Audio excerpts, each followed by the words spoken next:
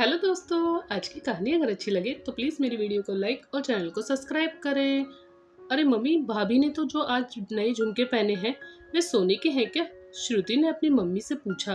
अपनी बेटी की बात सुनकर श्रुति की मम्मी आशा जी बोली, हाँ श्रुति, ये झुमके सोने की ही हैं। अभी तेरी भाभी की एनिवर्सरी पर बनाए थे। श्रुति बोली, बड़े सुंदर लग रहे हैं झुमके तो मम्मी। झुमके भाभी को आपने तो नहीं बना कर दिए ना? देखो मम्मी, मेरी शादी होने के बाद आप कितना बदल गई हो। देख रही हूँ, सारा प्यार आप भाभी पर उड़ेल रही हो। अरे जब चाहे भाभी नया नया सामान ले आती है। कितना कीमती सामान है भाभी के पास। कितनी महंगी साड़ियाँ, जेवर, अलमारी भरी पड़ी है नए नए कपड़ों से। श्रुति की आवाज थोड़ी तेज हो गई थी अपनी माँ से बात करते हुए। आपने तो मम्मी मेरी शादी के बाद बस अपने जिम्मेदारियों से मुंह मोड़ लिया। अरे मायके आती हूँ तो बस शगुन के नाम पर छोटा सा लिफाफा पकड़ा देती हो। बेटा, जो लेना है अपनी पसंद से ले लेना। अरे उन पैसों से तो शायद भाभी की एक साड़ी आएगी ब्रांडेड। अरे कभी तो अपनी बेटी पर भी तरस खा लिया करो।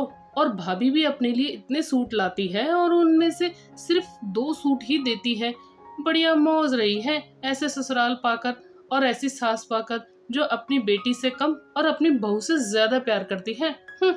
सच में मेरे मायके में तो उल्टी गंगा बह रही है। बहू आए दिन कुछ ना कुछ खरीदती रहती है। वो अपने महंगे शौक को पूरा कर सकती है और बेचारी बेटी महंगी चीजों के लिए तरसती रहती है। क्या जरूरत है भाभी के ऊपर इतना खर्चा करने की? अरे अब आपको अपना घर नजर नहीं आ रहा है क्या? जो मुझे कुछ देते हुए आप कहती हैं कि बेटा हमारा भी घर है। बेटियों को त्योहारों पर ही दिया हुआ अच्छा लगता है। अपनी बेटी को ऐसी भड़काऊ बातें अपनी बहू के प्रति सुनकर आशा जी अब गुस्से से तिलमिला उठी थी। उन्होंने अपनी बेटी श्रुति को गुस्से में कहा, बस कर श्रुति, कुछ भी बोले जा रही है। अरे तुझे तेरी भाभी के यहाँ जो महंगे महंगे शौक दिख रहे हैं ना, जिसको वह आए दिन पूरा करती है, उसके लिए उसने दिन रात मेहनत करी है, अपनी पढ़ाई पूरी करी है, अपनी रातों की नींद गंवाकर दिन रात एक करके कामयाबी पाई है। अरे आज भी पूरे दिन भर अपनी ड्यूटी को लेकर सजग रहती है। अपने काबिलियत के दम पर नौकरी लगी है मेरी बहू, तो भला महंगे शौक क्यों नहीं पूरे करेगी? और सुन, तेरी भाभी के ऊपर हम लोग 1 रुपए भी खर्च नहीं करते। हमारे पास इतने पैसे भी नहीं हैं, तुझे पता है सब अच्छे से।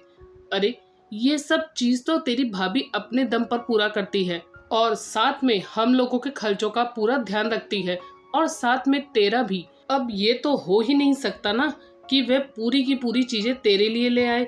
अरे तुझे कायदे के साथ हर चीज मिल सकती है, अपनी भाभी की चीजों पर नजर ना लगा। श्रुति, कितना बोला था तुझे, पढ़ ले ताकि अपने पैरों पर खड़ी हो सके, पर नहीं, तेरा ध्यान तो पढ़ाई लिखाई में था ही नहीं।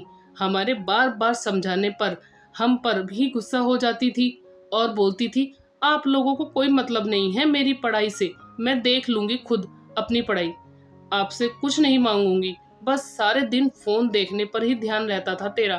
अरे क्या हुआ फोन देखकर, कौन सा तूने मुकाम जीत लिया?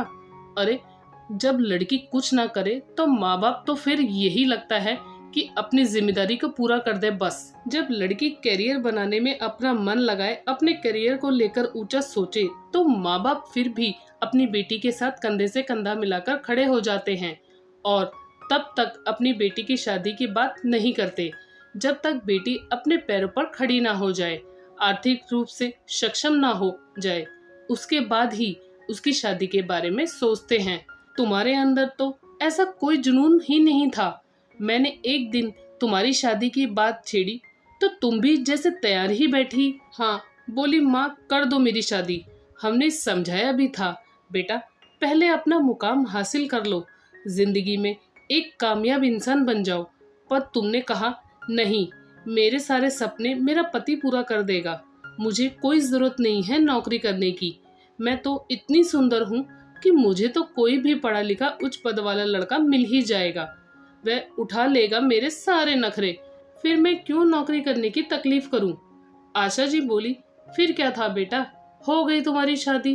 अरे लड़का भी अच्छा खासा ढूंढ दिया, तुम्हें बढ़िया कमाता है और तुम तो हो ही हूर की परी। फिर वह तुम्हें हर बात पर टोकता क्यों है? पैसे देने में आनाकानी क्यों करता है? बार बार तुम्हें खर्चे कम करने की और बचत ज्यादा करने की बात क्यों करता है? हर बात पर तुमसे हिसाब क्यों मांगता है? तुम अपनी मन मर्जी से क्यों नहीं सारी चीजें खरीद पाती हो? अब पता चला अपने बलबूते पर कमाई करके अपने शौक पूरे करने का क्या आनंद होता है बेटा। तभी मैंने कहा था तुमसे शादी करने से पहले आत्मनिर्भर बन जाओ, ताकि किसी के आगे हाथ ना फैलाना पड़े। अपनी कमाई का मजा ही कुछ और होता है। आराम से खर्च कर सकते हैं, किसी को हिसाब किताब देने की इतनी जरूरत ही नहीं पड़ती है। आज तुम्हारी भाभी महंगे शौक रखती है, पर उनको अपने दम पर पूरे करती है। कभी ना मुझसे ना कभी तुम्हारे भैया से कुछ मांगती है। और तुम्हारा भाई तो तुम्हें भी पता है, थोड़ा पैसों को लेकर कंजूस भी है, पर वह अपनी बीवी को उसकी कमाई से खर्च करने पर कुछ भी नहीं बोलता है, क्योंकि तेरी भाभी की कमाई पर सिर्फ उसका ही हक है, क्योंकि इस कमाई को पाने के लिए उसने ही मेहनत की थी। श्रुति का मुंह अपनी माँ की बातें सुनकर लटक गया था। आशा जी की हर बात ठीक थी। श्रुति को आज अपनी गलतियों का एहसास हो रहा था, जब उसने हमेशा अपनी पढ़ाई से जी चुराया था। किसी के लाख समझाने पर भी नहीं समझी थी, पर अभी भी देर नहीं हुई थी। वह अभी भी अपनी योग्यता पर अपने महंगे शौक पूरे करने के सपने को पूरा कर सकती थी। श्रुति के पास अपनी माँ के सवालों का कोई जवाब नहीं था। माँ ने श्रुति को साफ साफ कह दिया था, रोज रोज ऐसी बातें बोलकर मेरी बहू को नजर मत लगाओ। तुम भी अपने आप को अभी भी इस काबिल बना सकती हो। दामाद जी भी तुम्हारा साथ देंगे, पर तुम मेहनत करने के लिए तैयार हो तब ना। श्रुति को आज शिक्षा का महत्व समझ में आ गया था। एक शिक्षा ही हमें दूसरों की नजरों में ऊपर उठा सकती है और अपने सपनों को पूरा कर सकती है। दोस्तों, आपकी इस कहानी में क्या राय है, हमें कमेंट करके जरूर बताएं।